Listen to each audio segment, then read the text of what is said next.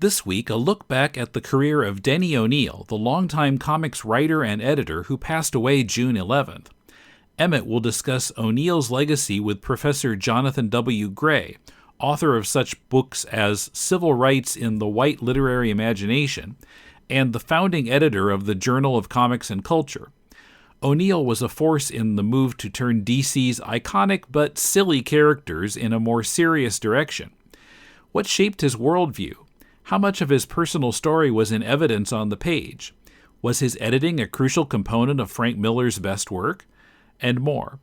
First, help us reach our goal to unlock a new podcast about the manga Fullmetal Alchemist, The Law of Equivalent Exchange. It's a chapter-by-chapter reading of the manga with commentary on the translation, including the sound effects, and on how creator Hiromu Arakawa masterfully put together the story of Edward and Alphonse Elric.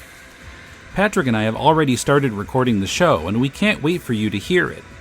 If you're a fan of Fullmetal Alchemist, one of the best manga of the 21st century, pledge now at patreon.com/deconcomics to hear The Law of Equivalent Exchange. This is Emmet. This is Jonathan. And this is Deconstructing Comics.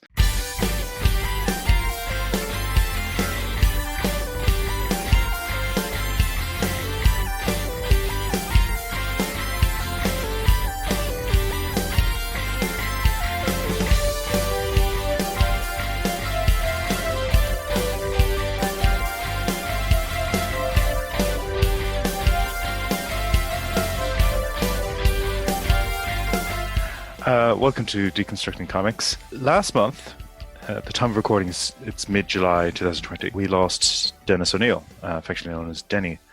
And I put my hand up when Tim sent out the call, did any one of the Deconstructing Comics contributors want to talk about Dennis O'Neil? Because, again, it's one of those opportunities where we go, look, this is a relevant topic. We need to talk about this guy. We need to talk about his legacy. We need to talk about his influence.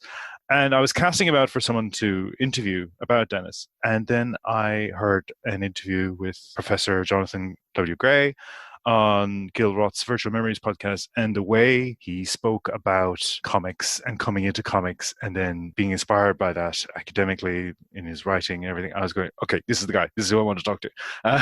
So welcome to the show, Jonathan. Thanks for agreeing to take this call. Thank you. In terms of Dennis O'Neil, where do you go first? When did you first encounter him? Well, it's funny. It's one of those nerdy things where you're reading the credits to a comic you love. Yeah. And then you see, edited by Dennis O'Neil, right? And so this was when I was a wee lad reading Frank Miller's Daredevil, and every issue edited by Dennis O'Neil, edited by Dennis O'Neil, edited by Dennis O'Neil. And then I realized that this same Dennis O'Neil was also writing some other comics. And I was like, oh, okay, so he just became sort of almost a reliable person, right? Yep.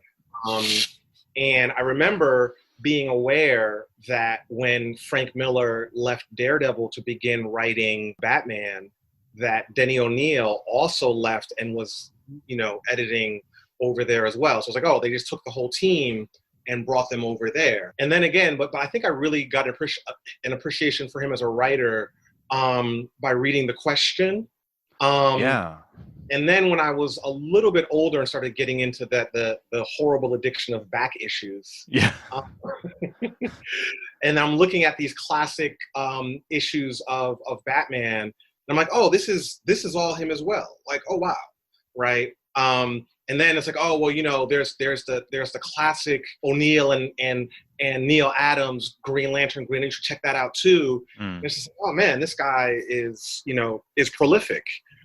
And so, but again, it's funny how critical reception shapes your initial appreciation of someone. And so it wasn't until I was sort of, into my 20s when I was really when I started to think about him as quote unquote important, right? In the way that, people think about Alan Moore or Chris Claremont or Frank Miller as important creators, right? And it's just like, well, hold on, this guy, a lot of what they're doing is built off of things that he had already done, right? And so that's So I mean, I really do feel like he's one of the sort of overlooked major figures in popular culture via comics. Yeah, and I went on a bit of we were going back and forth on this interview. I mentioned to you, I'm going to go on a Denny O'Neil binge. I'm going to read a bunch of his stuff, and I did. But then I dug into the Comics Journal archives, Mm-hmm. and I was reading all these interviews that Gary Groth had with him over the years. And what I was struck by was just how matter of fact he is in terms of, okay, here's somebody with a journalistic bent coming into comics, actually trying to write about what he sees and what he's experienced, and breaking comics away from this circular canonicity, if you know what I mean, like this comics about comics, where he's going, well, this is what's happening right now. Let's have characters actually reflect on that. Right. And what I find interesting is there's this attempt to pigeonhole him as relevant, the relevancy writer, whereas, well, what's the alternative to that? So so you're the nothing writer then. So you're the one, and I'm thinking of in recent years, there's been a sort of pushback against him, or an attempt to frame that famous issue of Green Arrow, Green Lantern, where there's the confrontation about the landlord, and like, why aren't hey, you can save planets, Green Lantern, but why aren't you doing anything about people's lives that matter? And people push back against that, and I say, oh, it's such white guilt. There's no. And well, I'm going, to be fair though, that scene is kind of cringeworthy. It is, but I mean, it's saying something direct about the experience that's happening in the 70s, and he's this guy who, when you read interviews with him, he's talking about, oh, I went into the bodega, and oh, I was trying not to get mugged, and it's like, he's talking about his experience of the city. Right. Yeah, I mean, I think that it's an interesting moment though, because you have this desire to connect to urban life, from an increasingly influential subset of people, right? And I would put Denny O'Neil at the forefront of that. But even Chris Claremont, who like wants to like, oh, they're mutants, right? But the mutants can go to Harlem, right? Yeah. And when they go to Harlem, they might come across, a shooting den, right? And things like that. So there is this desire to sort of ground it in some sort of reality. And I mean, yeah, it's an approach, right? And I think that, I think it's interesting that there's this weird pushback in the insular world of comics, because in the wider world of movies based on comics, that sense, that desire to tie things to like the real world concerns, that's just automatically what's done now, right? I think many times, to the property's credit, but if you think about sort of like Superman, like let's make him gritty and urban, like sure, like that didn't really work, right? Superman should not be treated that way. But I think that's more a failing of the filmmakers or the people who are coming to the material now, and less like a condemnation of Denny O'Neil's worldview. Yeah, I agree. Like, he was brought in, like he has this period in Marvel under Roy Thomas, and he works for Charlton, and then he's brought into DC and gives a new lick of paint to a bunch of characters to try and make them relevant, because Marvel is stealing so much of the market share from DC, or were they still national at the time? But there's that sense of Marvel is crushing DC in the 70s, and well, it's interesting, right? Because what you have is sort of all the trend lines trending in Marvel's favor. So there's a moment where there's parity, but the parity is a result of DC coming down and Marvel rising at the same time. And so, and they're bringing him in to be like, okay, what's going on? Like, how can we, and I mean, it's like, let's have Batman fight Two-Face and have Two-Face be this like menacing schizophrenic character, and not have him hang out with Batmite. Right? Yes. And it's just like, I don't understand the people who are like going to bat for, these sort of ridiculous characters like Ace the Bat Hound. Like, that this is what he got rid of, right? And he sort of turned again, I mean, for me, thinking about Jokerfish, which I'm blanking. I was just looking. I'm blanking on the name of the story. It's the But Englehart, isn't it? The Englehart issues. yeah. But I think is he editing it, or is it? Am I just tying it to him? Anyway, but it's like that sensibility, the sensibility of putting Green Arrow's sidekick, giving him a heroin addiction. The sensibility of turning these ridiculous, icons into sort of more serious icons. I mean, he's the one who turned Joker back into a serious Joker from the sort of ridiculous Cesar Romero joke. I mean, and so it's just like, I don't think that we would necessarily, unless you're a Schumacher, I don't think you want to go back to that, sort of ridiculous earlier moment. Yeah, I mean, I actually have a sneaking regard for the campness of Batman, if for nothing else other than the fact it's annoyed so many people. So and have you ever read? There's a book, $1 Billion Batman. It's by Schiavelli, I think is the name of the writer.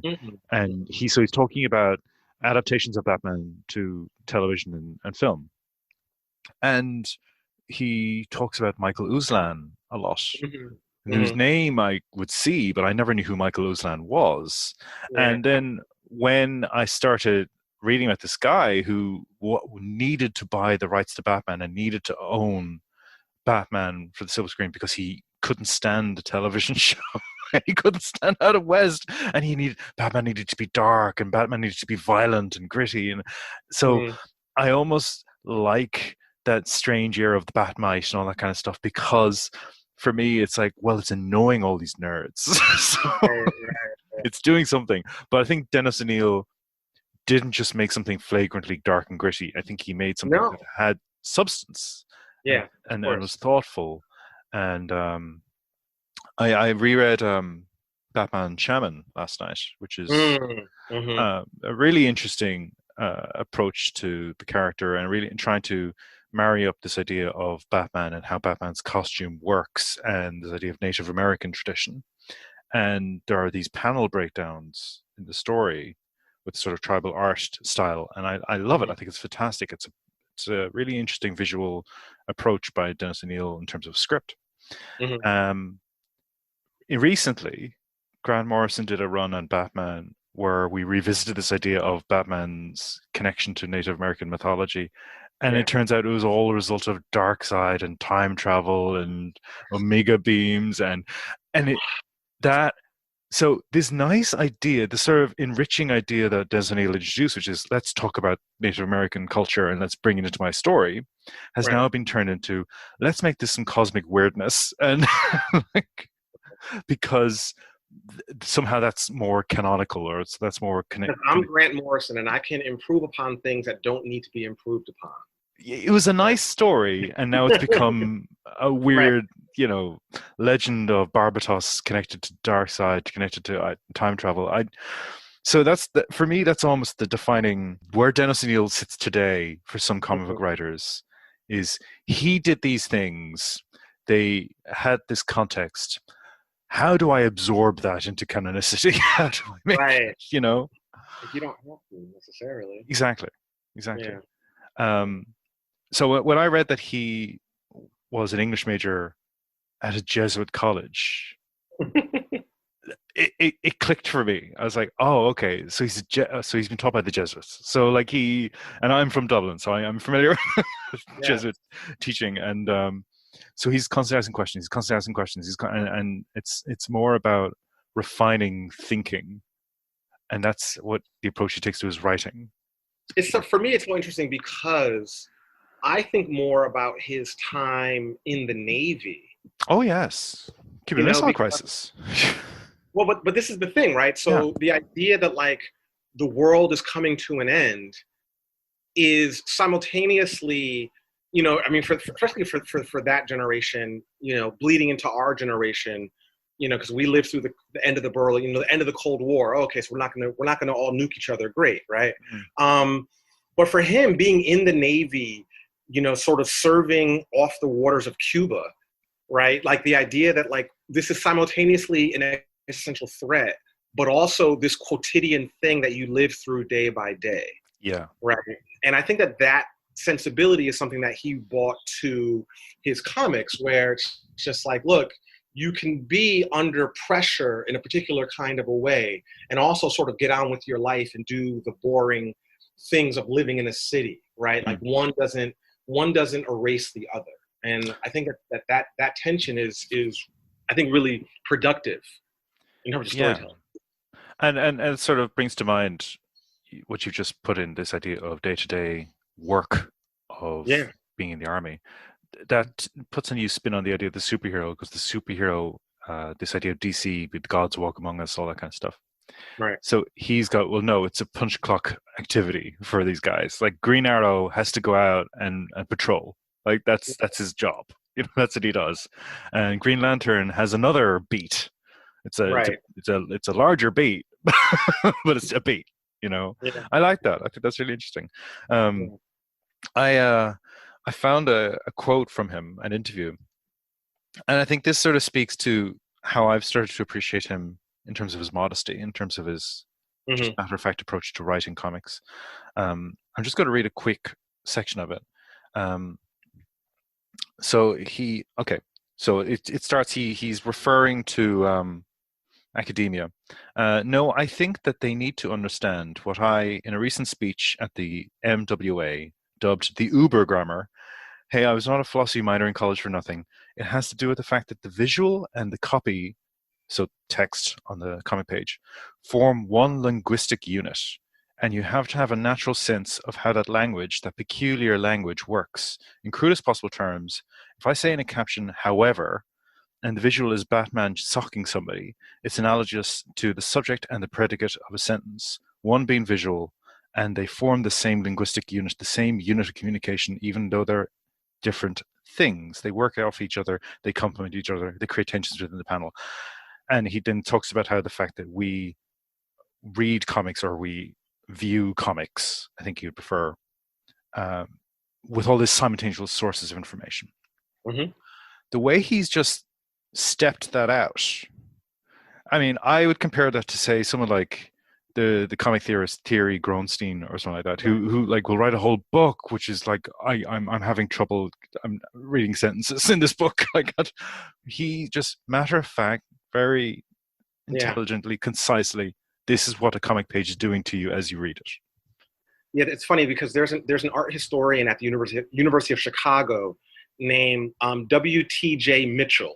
Hmm. He has a book called Picture Theory, and it's sort of that paragraph could have come out of that book, right? Yeah. It's one of the more useful things if you're in the academy. It's a useful tool for talking about the interplay between text and image. Yep. And so it's sort of wonderful to hear that, because one of the fears of us academics is that, like, are we reading too much into this? Are we just, being pompous gas bags, or is there something here? And so to hear, someone as influential as Denny O'Neil saying, no, this is exactly what is going on. This is the grammar of the comic page. Yeah, that's great. That's wonderful.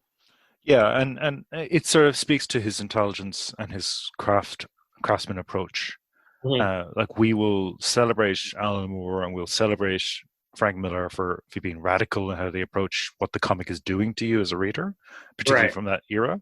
Mm-hmm. But I think, as you touched on, without Dennis O'Neil, we don't get to them, really. We don't get No. to a market space where they can actually be hired, because he's created this environment in the editing offices of DC or Marvel. He's there, Mm-hmm. like, putting these opportunities out there for writers. Yep. I find that really interesting. And then I kept reading interviews with Samuel R. Delaney, and Mm-hmm. he keeps citing Dennis O'Neil. He keeps citing him. I know he briefly did Wonder Woman, and I have a soft spot for those issues he did before he got pulled off. They wanted to do the return Wonder Woman to her natural state, but Mm-hmm. I liked how Delaney was going, well, Dennis O'Neil says 35 words per panel. That's the limit. And the end of the page needs to do something, so you turn the page, and there needs to be an inciting incident. And he's like, he's clearly had conversations with O'Neil and just absorbed it all and gone, all right, he's my master. I'm going to follow what he says. And this is Delaney, who's an amazing writer, but he recognizes his game, kind of. He's got, this guy knows what he's talking about. Exactly. I mean, and this is the thing, right? It's a different medium. It's a different form of writing. Yeah. And so it's like, how can I marshal all of my considerable talents into this form? Oh, Denny says do it this way. Oh, Denny says do it this way. Oh, Denny says do it this way. Okay, thanks, Denny. Right. And it's funny too, because when you look at, sort of like look at Dennis O'Neil as an editor, or more accurately, look at the work that Frank Miller produced when he wasn't edited by Dennis O'Neil. Right. It's just like, oh, this work is like sexist and racist and reductive and kind of bad, right? Yeah. And you begin to see how important this, having Dennis O'Neil in the room, having him be in conversation with the quote unquote genius of Frank Miller. Like, as far as I can tell, Frank Miller really hasn't produced anything worthwhile that didn't have Denny O'Neil, sort of riding shotgun, as it were, to sort of rein in his worst impulses. Well, I go back to the Jesuit training thing, because I can imagine them having late night conversations, just like bouncing ideas back and forth until you get this pure form of, okay, this works. This is a good story. And again, I think he would cheerfully refer to himself as a hack. Like, I don't want to portray O'Neil as some sort of grand man of letters. I think he was like going, yeah, whatever works, do it. I read an issue. I didn't know he did Iron Man. I wasn't aware of that. Right. So I read an issue of his Iron Man run. It was issue 182. And like my notes here, the artist was Luke McDonnell. And the issue is about Tony Stark has fallen off the wagon.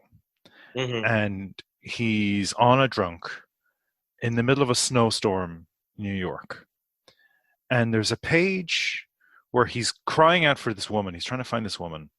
And there's a page where he's approaching the panel. And then he comes right up to the panel. And then he goes through the panel, and we see the back of his coat, and he's retreating from the panel. And it's like a 9-panel grid. And he's just calling this person's name over and over again. And I think the cops have seen him, and they've just gone, they're like, oh, he's a drunk, It's the most affecting. Like, again, he's just approaching it from the point of view, well, I'm going to talk about alcoholism. I have experience of this. I'm going to talk about it in this extreme way. And maybe someone would read that and go, oh, that's melodramatic. But I read it and I was like, this is beautiful. This is, and he's extended this moment of desperation of Tony Stark, where he's screaming in the snow. Right. So again, there's this sense of what was probably seen as just another issue of Iron Man at the time. I look at it and I go, this is somebody trying to lay out for us a direct experience in a superhero comic. Yeah. And then he has this sort of virtuoso moment of the close in and close out, because he can do that. So when you say he's underrated and his influence on these other writers and people he brought in like Greg Rucka, people like that, you can see his legacy continuing on. I think that's the thing we need to remember of him as well. He's not given as much credit as he possibly deserves.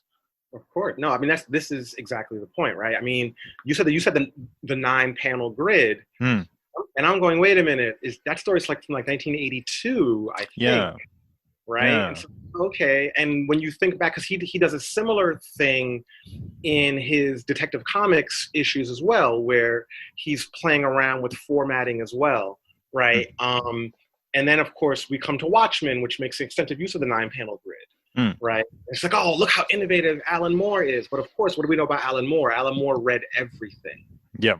Right. And he read everything very carefully. So, all of the grittiness that we associate with Watchmen, again, who's doing that?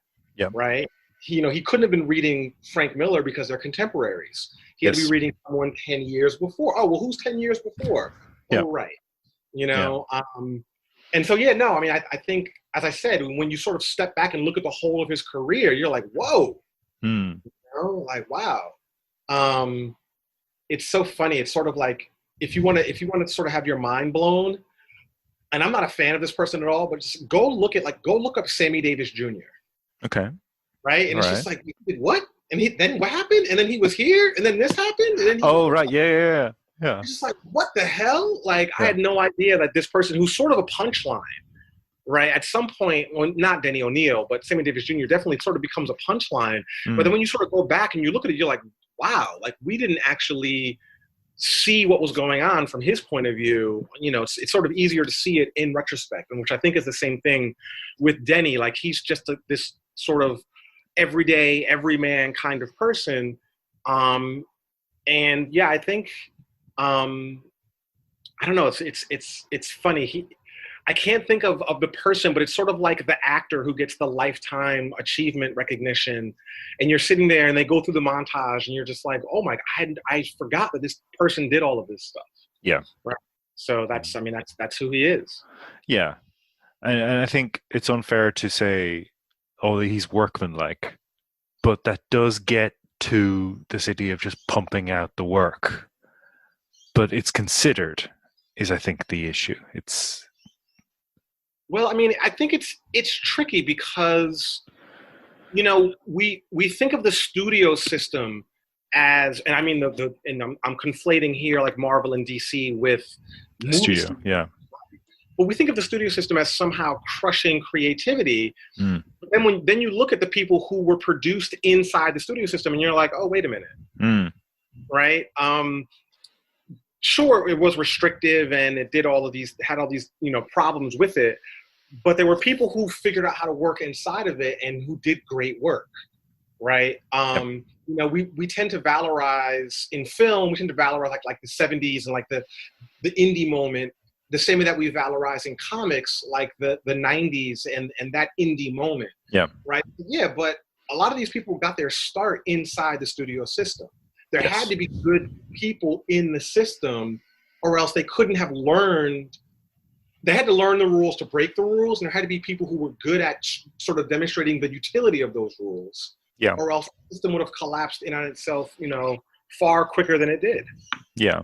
I think you're mentioning before of Frank Miller is a great example of that, because he had to be mentored by someone by Dennis O'Neil for him to be such a radical. Yeah. You know, to distort the comics page. He needs to understand what the comics page is doing. I mean, well, think about it. The first issue of Spider-Man he writes, he has Frank Miller, he being Dennis O'Neil. Yeah. Frank Miller is illustrating, and I think if I did my math right, Miller was 17. Wow. Right? Yeah. So, and then when Miller's like 20 or 21, and he is writing, well, rather he's illustrating Daredevil, and he's like, you know what? Just go ahead and write it. Like, let's get rid of this writer. You have at it. Just go nuts. Right? And so it's just like, you know, I mean, he really did sort of cultivate his talent and give him a shot on a book that, and the funny thing is, you know, I was reading this interview and Jim Shooter was like, oh yeah, we were going to cancel it anyway. So I said, sure, let him, you know, have 6 issues to see what he can do. And of course, those 6 issues saved the book. Yeah. And then, you know, and then it goes on from there. But it's just like, okay, so yeah, I mean, this is what he's doing, right? And I think it's telling that I mistakenly attributed the Jokerfish to him, because it's clearly like he sort of set the template for that kind of story to be told. There's a mood. Yeah, I know what you mean. Yeah, the Dennis O'Neil brand is somewhere there. Yeah, exactly. Yeah. So. Coming up, is the personal ever not political? What techniques did O'Neil try out that subsequent creators got credit for inventing? And more. Many years ago, when we changed from a hard-coded website to a WordPress site, the first 3 years' worth of Deconstructing Comics episodes became unavailable. Thanks to the support of our patrons, these classic early episodes have been gradually unlocked, and I've been putting them back on the site in reverse order. This week I'll republish number 48 from November 6, 2006, in which we discuss Jeff Smith's Bone prequel Rose, Zombie number 1 from Mike Rake, Kyle Hotz, and Dan Brown, and Dark Horse's Eon Flux miniseries by Mike Kennedy and Timothy Green II. Find the classic episodes on our Facebook and Twitter feeds by choosing the earliest months listed in the sidebar pull-down menu at deconstructingcomics.com in publicly available posts on our Patreon page or in the Patreon smartphone app. Classic episodes have been unlocked back to number 46, so only 2 more classic episodes will be re-released, unless we meet our next Patreon goal. And you can help make our Full Metal Alchemist podcast a reality as well. Check out all our goals and help us reach them at patreon.com/deconcomics.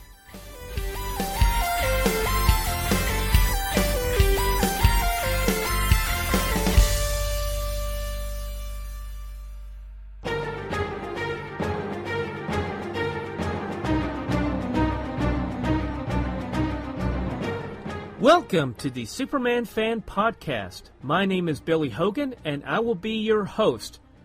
Before we begin our journey through the time barrier, please ensure that your red indestructible capes are securely fastened around your necks so that we may all travel safely into the past to explore the Silver Age adventures of the Man of Steel in the pages of Action Comics, Superman, Superman's pal Jimmy Olsen, Superman's girlfriend Lois Lane, and World's Finest Comics. After we return from our journey, I encourage you to go to the website, thesupermanfanpodcast.blogspot.com. I look forward to have you join me each week to explore the Silver Age adventures of the Man of Steel.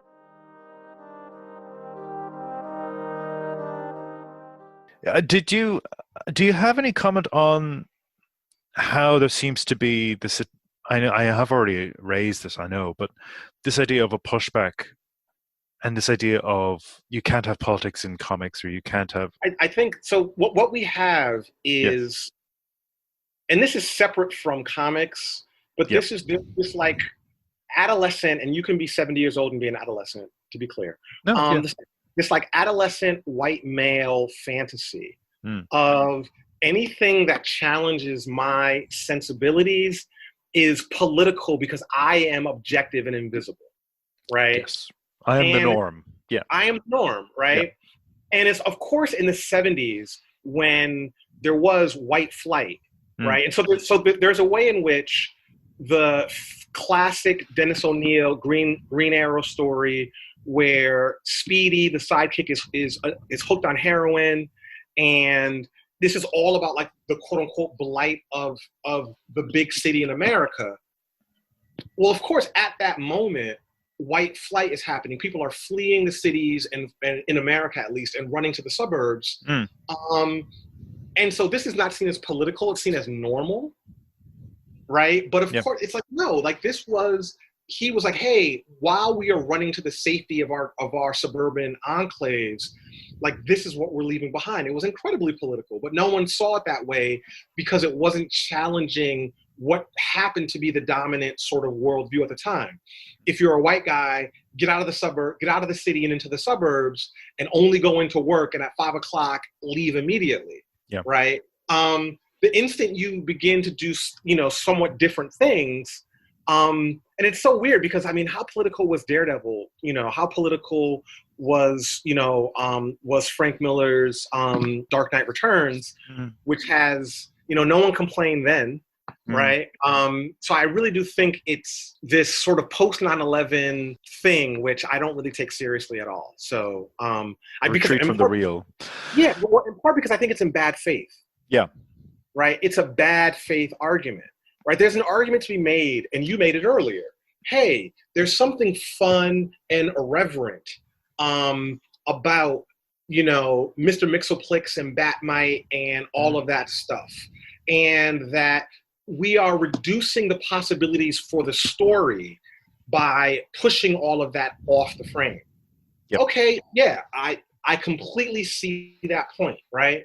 There's another thing to say, well, these stories are too political and we need are you kidding? What? Right? I mean, everything is political. So I don't see how we can get away from that. Yeah. I was in the audience for an event in Adelaide a few years ago. Alison McDowell came to Australia to talk about Fun Home and talk about her work. And this young man in the audience raised his hand and says, she's just thrown this into a sentence. So when you say the personal is political, what do you mean? This You just had this moment where, okay, deep breath, let's go. Let's talk about this. But you're That's right. Yeah. No, I'm just saying, like to me, that's a bad faith question. Yeah. Right? It's just like, of course you know what it means. Yes. It means something if you're an Aboriginal living in Australia.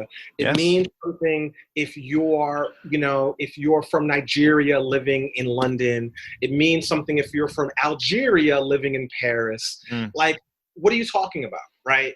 It means something if you're gay, living anywhere, right? So like the idea that like, oh, what does that even mean? Like you're being deliberately obtuse, right? In a way that, it's like, come on, we like really, let's not even take this seriously. Next question, right? Yes. Yeah. I unfortunately asked a very long-winded question about Joyce, so I can't really. That's perfectly fine. Okay. Come on. I mean, Joyce is like putting out bait for people to ask questions. For 200 years. Yeah. You're just following the bait that Joyce laid out. I mean, there's nothing wrong with that. Yeah. There's a chap actually from this part of the world. He's over where you are now. He, Dr. Kevin Patrick. I've interviewed him for this podcast before, but he used to be based here in Melbourne. Now he works at Fordham. Oh, word. Okay. Yeah, I think you'd dig him. I think you'd like him actually. He wrote a book all about the Phantom, and because the Phantom's huge in Australia. Huge. They love him over here. And if you get a chance, I think it's called The Phantom Unmasked, Kevin Patrick. I think you'd like his stuff because I think you and him come from a similar sensibility. This is why I wanted to speak to you, which was that you have a grounding in those silly things called comics, but you also have an academic perspective, and that is. And when you were talking to Gil Roth and you mentioned meeting somebody at a comics conference, and their entire perspective was informed by having been impressed by Mouse.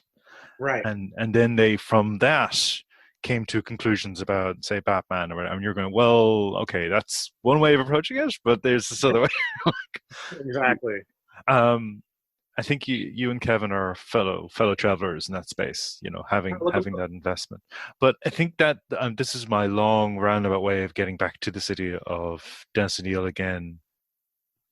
Doing that work and having that intelligence and having that sort of matter-of-factness and observational style, and as you said at the start of this, being underrated because he's doing something that he's engaging his audience in a very particular way. And I'm glad that we at least have been shouting out some of his books and shouting out some of the things he's doing and shouting some themes, because I don't want Dennis O'Neil just to be thought of as he's the guy who came up with that preachy Green Arrow, Green Lantern comic. I think that's unfair, Right. Have you read? Yeah. But hold on. Yeah. Actually, even if that's the only thing he did, what a great thing to do. Absolutely. You're right. I mean, so let's not he did so much more than that, to be clear, both as a writer and an editor. But even if all you do is make space for John Stewart, by the way, right? For like, hey, here's let's have a black Green Lantern, for a story about heroin addiction, for a ridiculous guy from Harlem was being evicted from his apartment saying, why can't superheroes help me with this, right? Even though that particular sort of exchange is sort of poorly written, the thought behind it is like, well, hey, maybe the art that I am producing should reflect the complexities of the world that exists outside my window. Right? Like, of course, like, that's great, right? If that was all he did, just that makes so much space for other people to maybe do it better, or maybe do it with a little, maybe with a level of critical distance or irony, or however you want to put it. But again, I'm just thinking quickly about like Neil Gaiman and like Neil Gaiman's Sandman looking like this sort of like goth raver who hangs out in like the East End of London. Yeah. Right. It's just like, okay, so it's like, it's taken for granted by the time Neil Gaiman comes around that you can just sort of do that. Right. You can just sort of have this character that wouldn't be out of place in a divey neighborhood. Right. It's like, well, that's not what Metropolis is. Metropolis is this gleaming futuristic city where there's no poor people and no black people. right? Yeah, yeah. All right. So it's like, well, and it's like, no. Let's actually, dirty it up a little bit. And I think that's, I'd rather have that, than have, the world of Metropolis. Those we talked about how he was trying to come in and rebuild up all these characters that had fallen by the wayside in DC.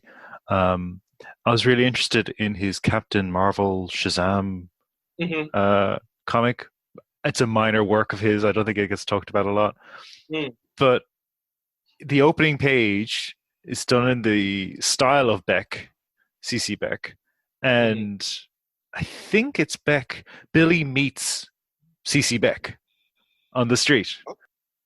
Okay, quick apology. The old Okuna brain is on the fritz, and I should have taken better notes. It's actually illustrated by CC Beck, and the creator character that Billy meets is Otto Binder. Apologies, one and all. I think it's Beck. It could have been Otto Binder. I'm not sure. I can't remember. But he meets his creator, and he's, oh, hello there. And then the guy's like, what? Billy, what are you doing here? And I read that and I was going, oh, Dennis O'Neil has taken Shazam and he's done, let's do a meta-narrative in my first panel. Let's do it. Meet your creator in the first panel, and then it's just a joke. And then he goes, and I was going, for me, that almost sums up as well. Just casually clever, Well, I mean, it's when you say that, I haven't looked at the Dennis O'Neil Shazam story, but my first thought is, oh, that's where Grant Morrison got that from. Exactly that, and that sense of faux profundity. He's, for Dennis O'Neil, that's just a joke. It's a very clever joke, but it's just a joke. Right. For Morrison and the people who would be sort of following in his style, oh, this is Derridean. This is like, let's write a conference paper all about this page. I think we've covered a lot. I don't want to take too much of your time. I realize you're very generous to do this interview. I appreciate it so much. I love talking about comics. It's fun. Is there anything you want to throw in, or are you good? I'm good, man. Like I said, it's thank you, because when you shot me the request for the interview, it sort of made me go back and review the life of Dennis O'Neil. I'm like, holy shit, I mean, he's sort of been there for a lot of really, really important moments. And as I think we both said, I mean, he's sort of underrated when you begin to look at, the scope of his influence and the characters he's worked on and the, the characters he created, let alone the books that he worked on. I mean, Jason Todd and Ra's al Ghul and just, all these different characters that are part of popular culture now, they were just in his head and popped out. Yeah. I think we'll leave it with that. Thank you very much. If people want to find you, where should I point them to? Where's the best place to send people to check you out? I am Elm City Tree on Twitter. Great. So that's the best place to sort of get at me. If you also put Jonathan W. Gray and then CUNY, which is CUNY, which is where I teach, into the Google machine, you will find me there as well. Great stuff. And your book representing Blackness in American comics is... It's coming. It's coming. It's it's like COVID is not helping, but it's... Yeah. I look forward to reading it.